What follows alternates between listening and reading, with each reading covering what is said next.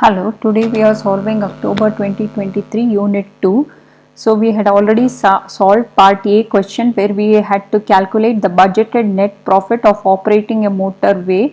Okay, they have given information about a PLC constructing a motorway, and we were supposed to calculate budgeted net profit for 1 year.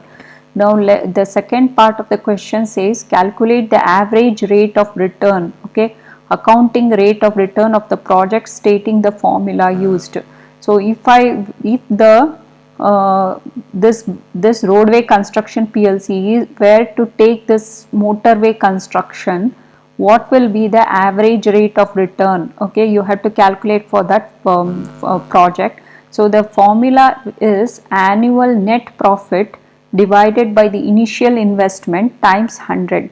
So that's how you will calculate your average rate of return. So now let's calculate that. That is going to be equal to, okay, the annual net profit, that is a budgeted net profit, or the annual net profit you had already calculated, that was equal to, in the previous one, 4,933,420. So revenue minus cost gives you your profit. So that is equal to 4,933,420, okay, divided by its initial investment. They had already given they are going to initial investment is 20 million pounds. So that you're going to write there 20 million pounds.